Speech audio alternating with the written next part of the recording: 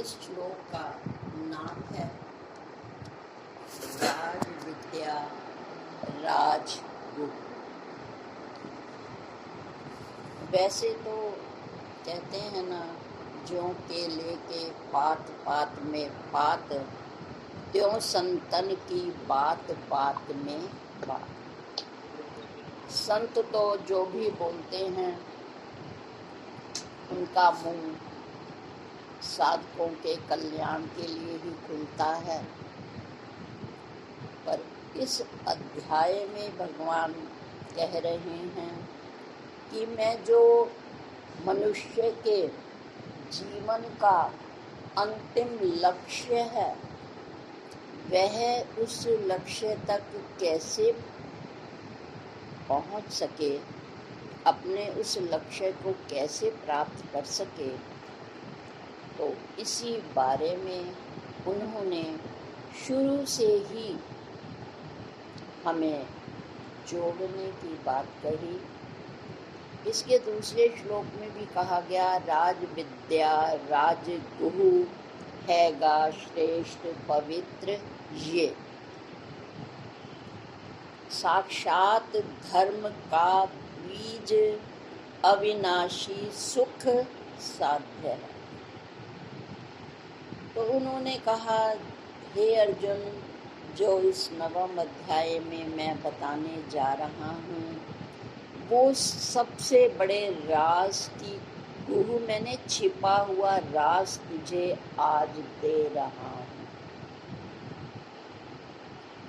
और वो राज तेरे लिए कल्याणकारी हैगा श्रेष्ठ पवित्र ये, वो पवित्र भी है और तेरे लिए कल्याणकारी भी है। और आगे बता रहे हैं, साक्षात धर्म का बीज। धर्म का बीज क्या है? धार्यते इति धर्मा, जिसने इस पूरे संसार को इस देह सहित धारण किया हुआ है, उस तत्व की जानकारी तो मैं दे ही रहा हूँ, साथ में उस तत्व से तुम कैसे जुड़ो उसके बारे में भी मैं बताने जा रहा हूँ।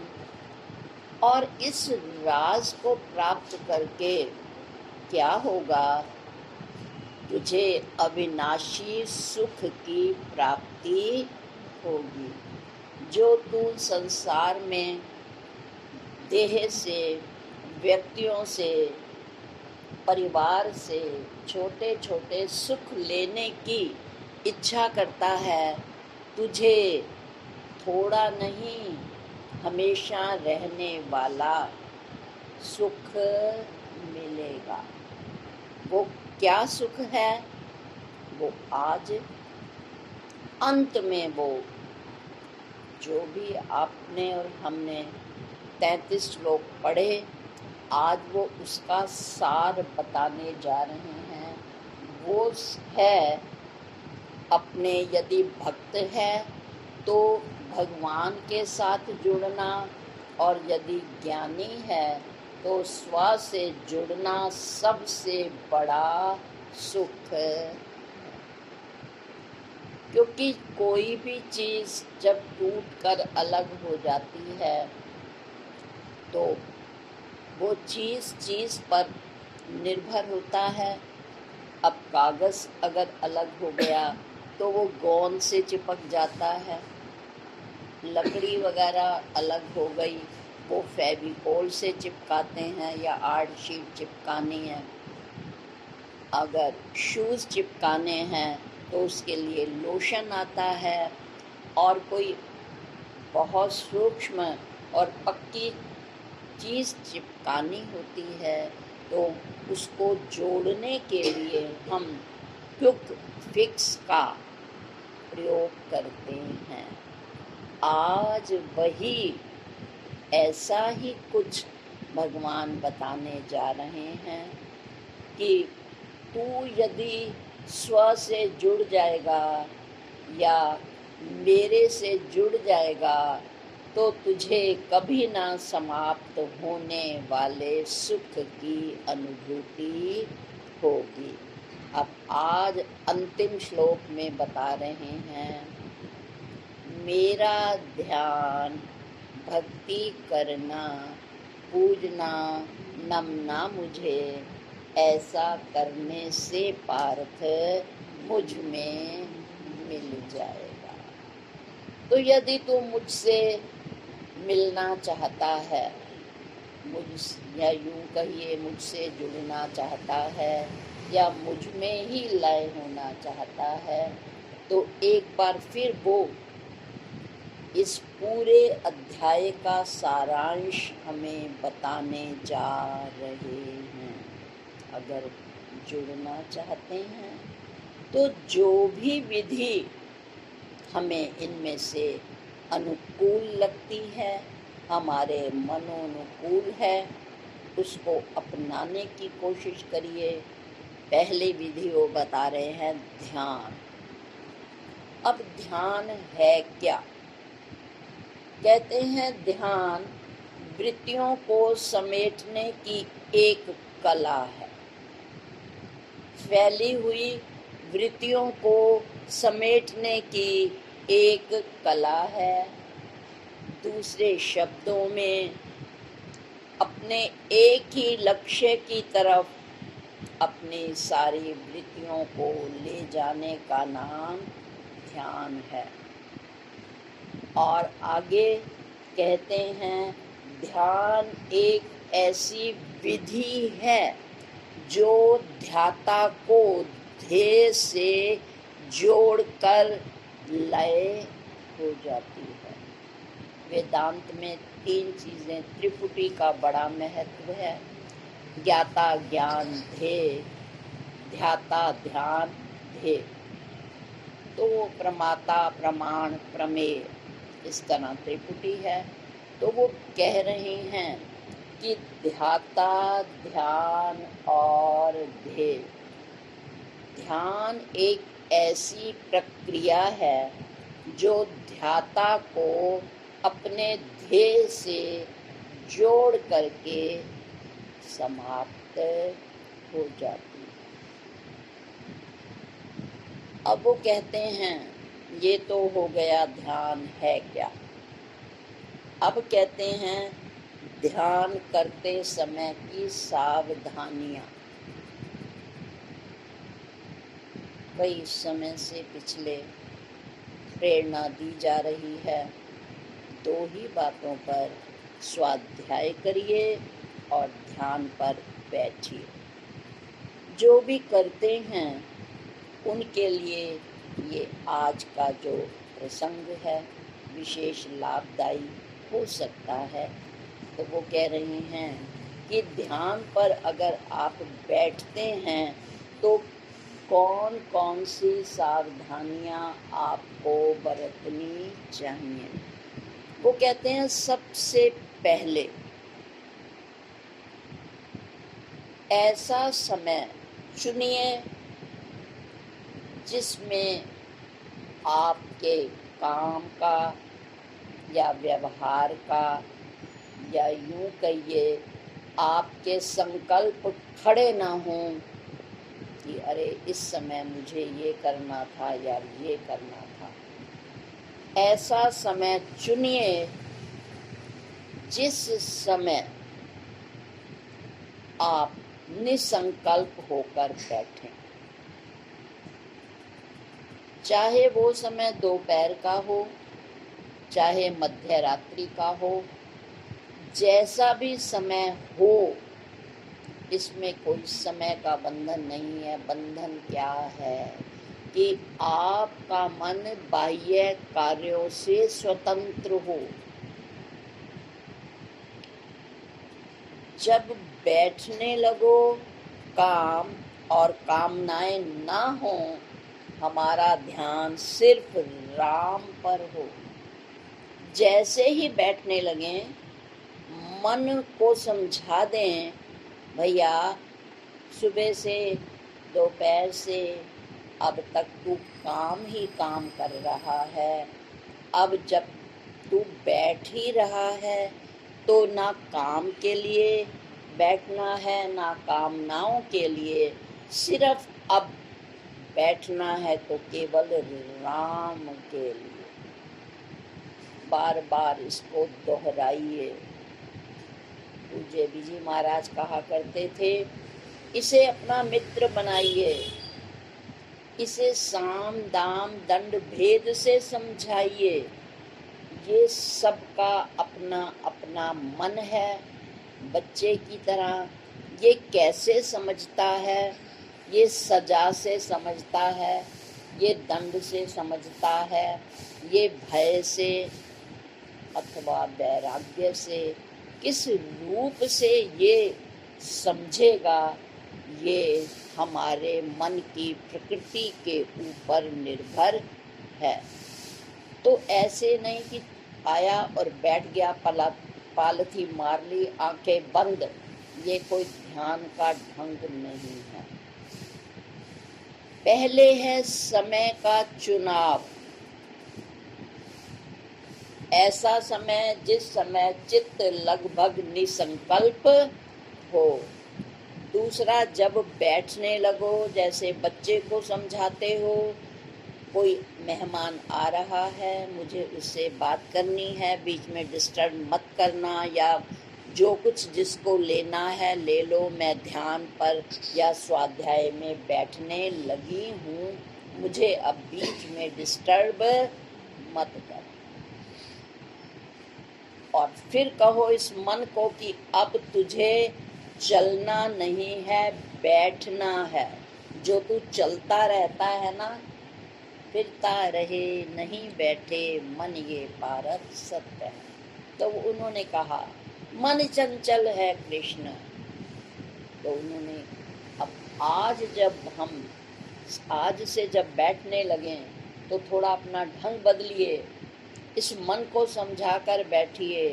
कई कई जन्मों से तू काम और कामनाओं को लेकर चलता रहता है। अरे थोड़ी देर आ, अब चल मत, चल चल कर तू थका नहीं, आ अब थोड़ी देर राम के लिए बैठ और आराम से बैठ जा।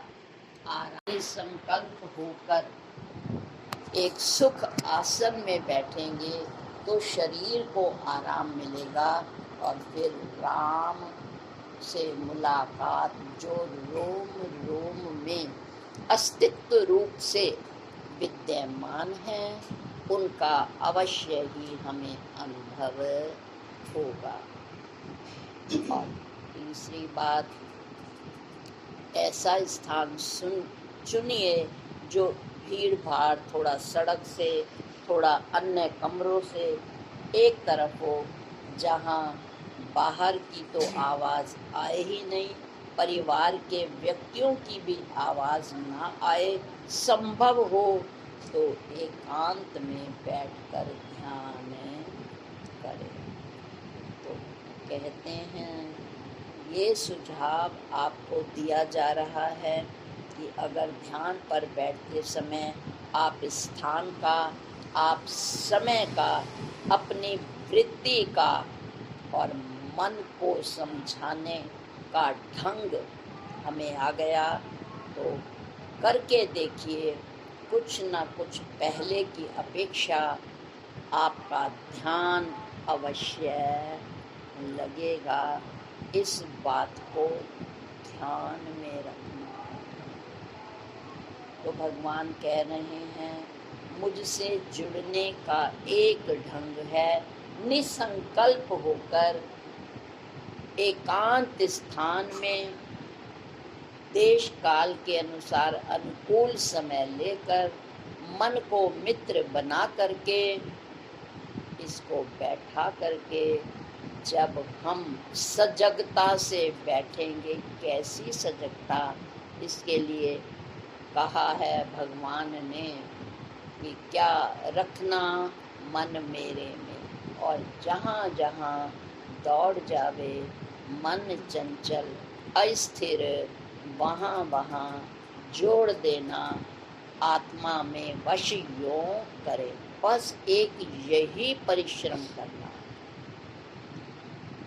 सजगता से बैठना है।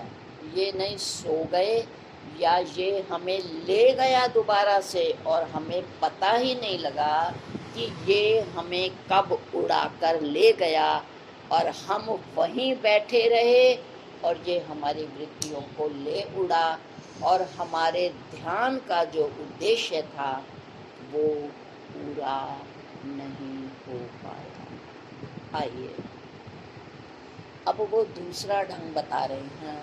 वो कहते हैं भक्ति करना। हम सब ने बहुत से अध्यायों में अनेकानेक बार इस संक्षिप्त से पर अति गहन शब्द के बारे में बहुत बार सुना है। आइए पुनः आवृत्ति कर लेते हैं कि भक्ति का क्या अर्थ है। कि प्रेम, श्रद्धा, भावना, समर्पण, अनन्यता, ये है भक्ति के गुण।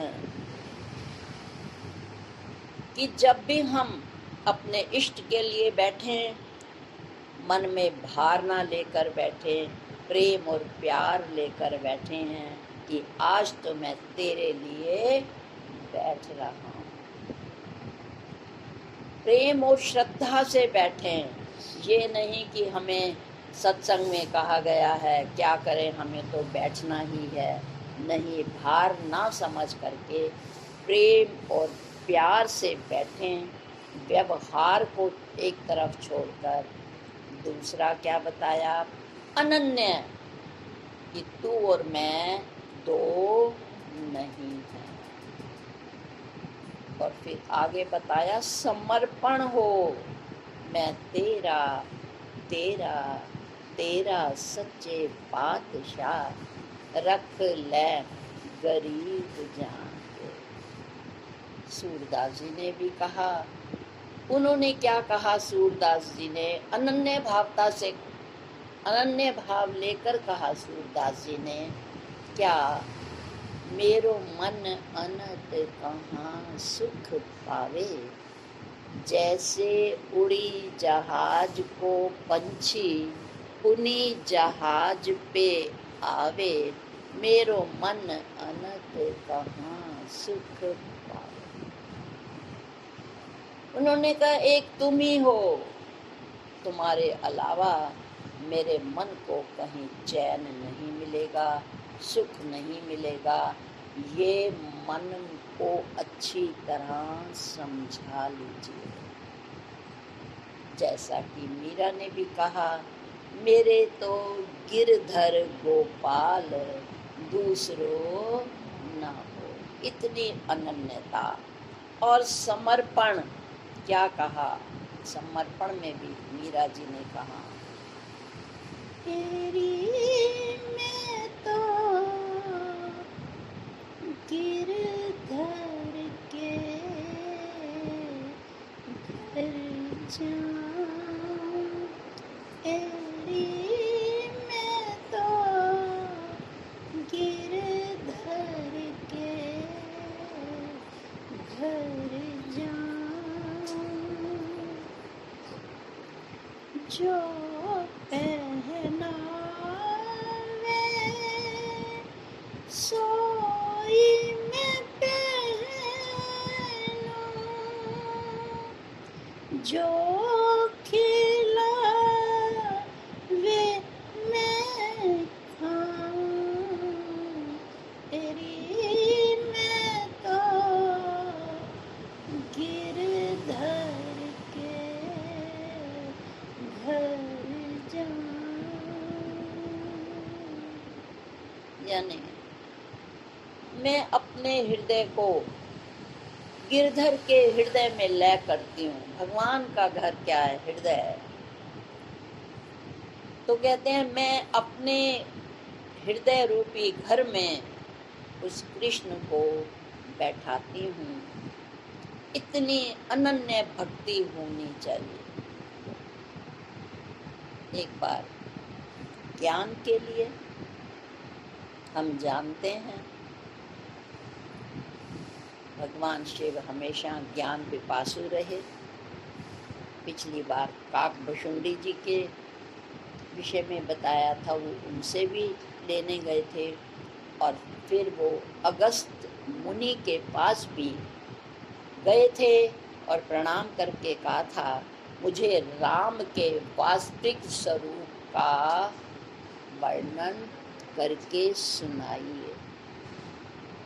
और अगस्त मुनि ने विस्तार से उस राम के बारे में समझाया था, जैसा कि हमारे गुरुदेव बीजी महाराज ने भी समझाया। किसी ने प्रश्न किया था कि सब लोग तो भगवान शिव का ध्यान करते हैं और शिव उस राम का ध्यान करते हैं, तो उन्होंने कहा आप राम का अर्थ दशरथ के पुत्र उस अवतारी राम से ले रहे हैं। शिव उन अवतारी राम का ध्यान नहीं करते। इस संदर्भ में बीजी महाराज ने रामायण की ये जो बाई बताई थी, एक राम दशरथ का बेटा, एक राम घट घट में लेटा, एक राम का सकल पसारा और एक राम है सबसे।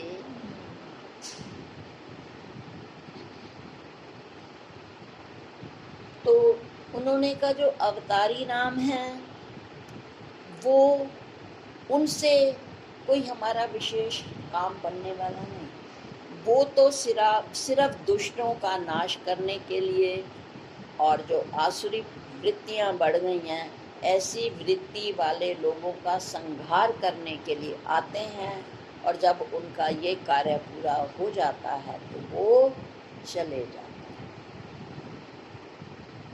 तो कहते हैं आकारी अवतारी राम का ध्यान शिव नहीं करते।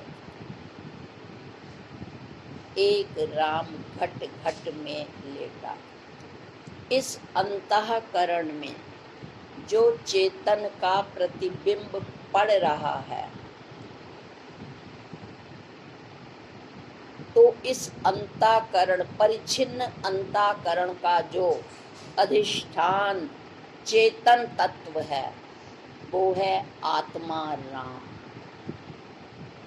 और तीसरा माया उपाधि में जो उस चेतन तत्व का प्रतिबिंब पड़ रहा है, तो माया विस्तृत है, विस्तारमयी है, इसलिए उसमें जब उस चेतन का प्रतिबिंब पड़ता है तो वो भी विस्तृत रूप में पड़ता है, अनंत रूप में पड़ता है, तो उसको कहते हैं परमात्मा, जो सारी सृष्टि का नियंता है, पर वो भी माया उपाधि वाला है।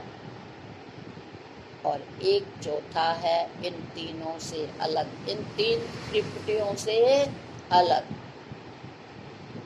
अवतारी राम, अंतःकरण वशिष्ठ चेतन वाले आत्मा राम, माया उपाधि वाले परमात्मा राम, जो रोम रोम में रमण कर रहे हैं, वो हैं तत्व रूप राम।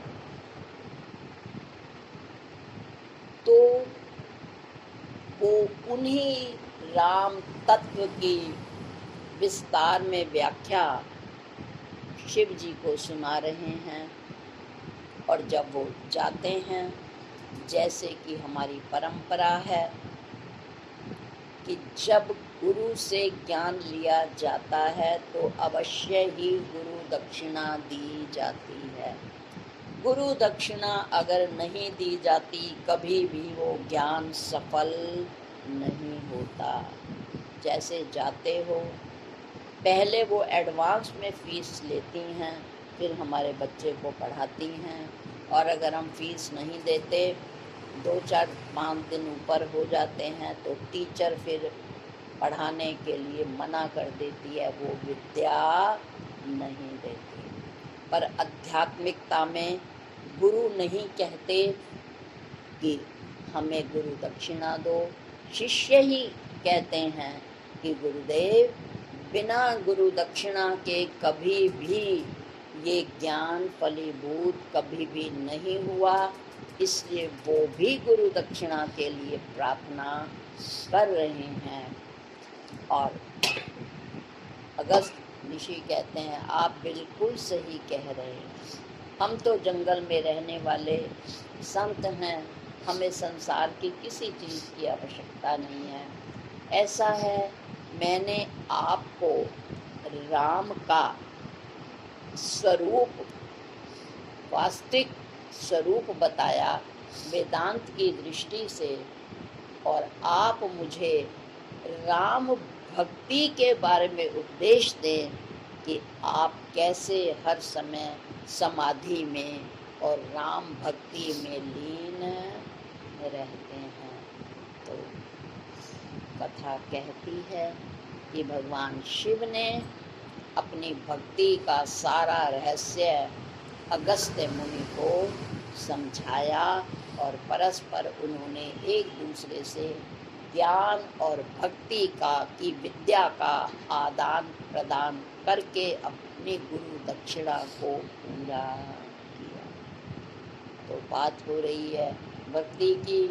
भगवान कहते हैं, अगर तेरा ध्यान बहुत चंचल है, बार बार समझाने पर भी मन नहीं टिकता, जैसा कि हम अक्सर भजन गाते हैं ना, ये मन बड़ा चंचल है, कैसे तेरा जितना समझा से उतना ही मचल चले। तो ये चलता रहता है और मचलता रहता है। तो वो कहते हैं, अगर ध्यान नहीं लगता तो भक्ति से जुड़िए, अनन्य भाव रखिए, श्रद्धा रखिए, इष्ट के प्रति प्रेम रखिए, अनन्य भाव रखिए और समर्पित हो जाइए। तू ही हो ये मैं, नाई मेरे सतगुरु, तू ही हो ये मैं ना। अब तीसरी बात कह रहे हैं, अगर आपको भक्ति भी अनुकूल नहीं पड़ती कि भैया इतना कुछ करना पड़ता है, तो चलिए, जिन्हें ज्ञान में रुचि है तो पूजा, पूजना नमना मुझे। पूजना का अर्थ बाह्य रूप से तो है ही है, ये जा करके माला बनाना, भगवान के गले में चढ़ा कर आना, आरती करना, तिलक लगाना आदि आदि, ये हैं शारीरिक क्रियाएं, और ये हमेशा नहीं रह सकती। शरीर अस्वस्थ हो तब आप ये क्रियाएं नहीं कर सकते। और सबसे बड़ी बात है कि जब तक आप मंदिर जाएंगे, ये क्रियाएं करेंगे, आपको क्षणिक शांति तो मिलेगी, परंतु जब कोई परिस्थिति आएगी या कोई और ऐसा होगा कारण, तो फिर ये बाह्य पूजा हमारे सहायक तो है, पर हमारे लक्ष्य की पूर्ति नहीं कर सकती। यदि बाह्य पूजा से काम चल जाता तो कभी भी माँ काली तोतापुरी जी के सपन में आकर उन्हें कभी प्रेरित नहीं करते कि राम कृष्ण मेरा परम प्रिय भक्त है, पर केवल भक्ति से ही नहीं, वो एक पक्ष है, बहुत कुछ है पर सब कुछ नहीं है। इसको ज्ञान देकर पूरा करो। ये मेरी बाहर से तो पूजा करता है, ये मेरे रूप को तो जानता है, पर ये मेरे स्वरूप को नहीं जानता, इसलिए इसका काम अधूरा है, ये पूरी तरह से मेरे से जुड़ा नहीं, एकांकी है ये। और तोतापुरी ने माँ की आज्ञा का पालन करके अगले दिन वो काली के मंदिर में गए और रामकृष्ण परमहंस जी को कहा कि आओ मैं तुम्हें ब्रह्म विद्या का उपदेश देता हूँ। और जब उन्होंने मना कर दिया कि मुझे इसकी ज़रूरत नहीं है, तो उन्होंने कहा कि माँ काली ने मुझे ऐसा करने के लिए कहा है। विश्वास ना हो तो अपनी माँ काली से पूछ लो। यदि लेना चाहते हो ब्रह्म विद्या, पूरा वास्तविक स्वरूप जानना चाहते हो काली का, तो फिर वो ब्रह्म विद्या ही इस काम में तुम्हारी सहायता कर सकती है। और वही हुआ। माँ काली से वार्तालाप करने के बाद उन्होंने 3 दिन में उस ब्रह्म ज्ञान को आत्मसात कर लिया, क्योंकि उनका अंतःकरण भक्ति के और प्रेम के द्वारा बिल्कुल साफ हो चुका था। और तोतापुरी जैसे सक्षम गुरु हों और अंतःकरण बिल्कुल सेवा कर कर के स्वच्छ हो गया हो, तो जैसा कि कहा था जनक जी को कि रकाब में पैर रखने में देरी हो सकती है, हाथ में रखे हुए आंवले में जितना समय लगता है, यदि अंतःकरण सामने वाले का बना हो तो हे जनक, मैं इतनी देर में आत्म साक्षात्कार करा सकता। तो फिर उन्होंने कहा कि फिर मेरी पूरी जानकारी करो। बाह्य क्रियाएं जो शरीर से आरती, पूजा, माला, समर्पण, ये जो कुछ फूल इत्यादि का करते हैं, ये शारीरिक पूजा है। पर मानसिक पूजा क्या है कि मुझे जैसा है वैसा तत्ववित जान लो कि मैं, मेरा स्वरूप सदरूप और रूप स्वरूप और सदरूप। तो कहते हैं कि मेरा रूप क्या है कि मेरा सत्य चित्त आनंद रूप कोई कोई जाने। कहते हैं सच्चिदानंद मात्रो अहम, अहम साक्षात ईश्वरो हरि। तो कहते हैं किसी ब्रह्म ज्ञानी जो ऐसा जानता हो, उनसे ये ज्ञान ले करके ज्ञान के माध्यम से मुझसे जुड़ने की कोशिश करे कि सो अहम, अहम सो, जो तू है सो मैं हूँ, जो मैं हूँ सो तू है। अब वो कहते हैं कि आइए, भगवान की कितनी कृपा है। अब वो चौथा ऑप्शन दे रहे हैं कि तुम जुड़ना चाहता है तो एक और ऑप्शन है, नमना मुझे। अब नमना मैंने झुकना। जब कोई भी संत महात्मा या हम ईश्वर के समक्ष जाते हैं, हम झुकते भी हैं, दोनों हाथों को जोड़ते भी हैं। दोनों हाथों को जोड़ने का अर्थ ही यही है कि तू और मैं एक हैं। ये प्रतीक तो है, पर इसका लक्ष्य अर्थ बिना गुरु के समझ नहीं आता। हम कई समय से संतों के आगे जाते हैं, ईश्वर की मूर्ति के आगे जाते हैं, इस प्रक्रिया को दोहराते हैं, पर इसका वास्तविक अर्थ क्या है ये तो केवल हमें गुरु ही समझाते हैं। दोनों हाथों की हथेलियों को जोड़ने का अर्थ ही यही है ईश्वर के सामने जब हम गए कि जो तू है सो मैं हूँ, जो मैं हूँ सो तू है। तो इसका अर्थ है कि जब ये दोनों हाथ जुड़ते हैं तब ही जो है ईश्वर की भक्ति, सीधा कोई भी भगवान के आगे या संत के आगे हम दोनों हाथों को सीधा लटका करके या सामने करके खड़े नहीं होते। जब भी हम किसी संत, महात्मा या किसी मूर्ति के आगे खड़े होते हैं, समता में दोनों तरफ हमारे हाथ आकर के उनके सामने जुड़ जाते हैं, मिल जाते हैं। इसका अर्थ यही है कि प्रभु तुम मुझे अपने में मिला लो। ये तो इसका है सामान्य अर्थ, नमना मैंने झुकना। आइए 3 शब्द हैं ना, म, ना।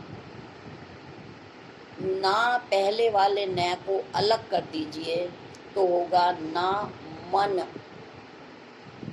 मन का ना होना। हम कब ईश्वर से जुड़ पाएंगे? जब ये मन नहीं रहेगा। इसी बात को वशिष्ठ जी ने राम जी से कहा था, हे राम जी आप अमनी भाव को प्राप्त हो जाओ। क्योंकि जब तक ये मन है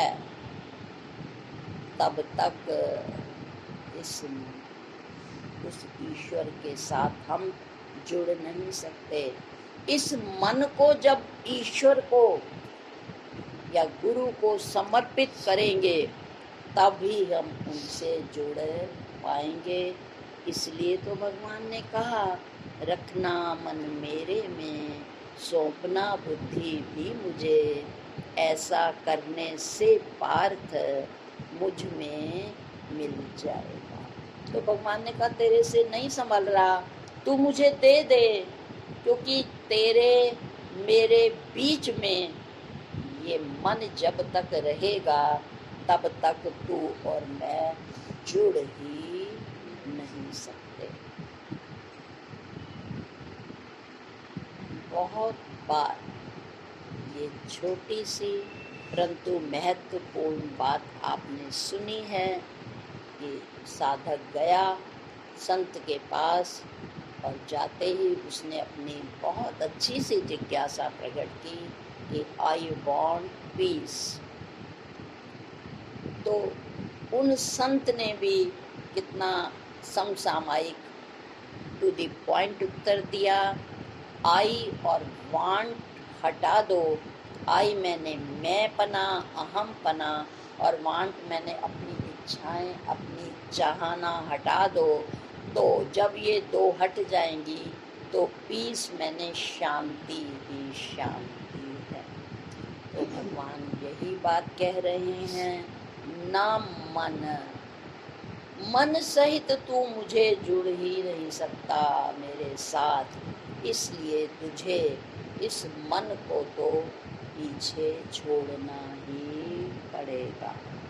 उदाहरण के लिए, जब सर्विस करने वाली कोई भी लेडी किसी इम्पोर्टेंट मीटिंग में जाती है या किसी ऑफिस में काम करती है, आगे पीछे कभी किसी फंक्शन पर भले ही वो बच्चे को साथ ले जाती हो, पर जब कोई इम्पोर्टेंट मीटिंग होती है उस समय कभी भी वो बच्चे को ऑफिस या मीटिंग में नहीं ले जाएगी, क्योंकि पता है ये मन बड़ा चंचल है। बच्चा वो टिकने नहीं देगा। वो मुझे जिस काम के लिए मैं मीटिंग में जा रही हूँ, ये मुझे वो काम नहीं करने देगा। चाहे कितना ही बच्चा छोटा क्यों ना हो, उसे कोई भी अरेंज करना पड़े तो वो अरेंज करके बच्चे को घर ही छोड़कर जाए। तो भगवान यही कह रहे हैं, नमना के उन्होंने 2 अर्थ बताए कि मेरे आगे झुके भी सही, क्योंकि जब कोई पैर छूने के तो खड़ा भी करता है और आशीर्वाद भी देता है। तो भगवान बहुत कमाल की बात कह रहे हैं। आज इस अध्याय का समापन होता है। इसका नाम है 9वां अध्याय, राज विद्या राजगुरु। आइए आज इस अध्याय के अंत में भगवान की वाणी को सुने। जो उन्होंने जुड़ने की विधि बताई वैसा करें। इन पंक्तियों के माध्यम से मैं अपनी बात को यहीं समाप्त करूंगी। ये जिंदगी उसी की है जो किसी का हो गया प्रेम में ही खो गया। ये जिंदगी उसी की है। कह रहे कृष्ण आज जाग जाग अब तो जाग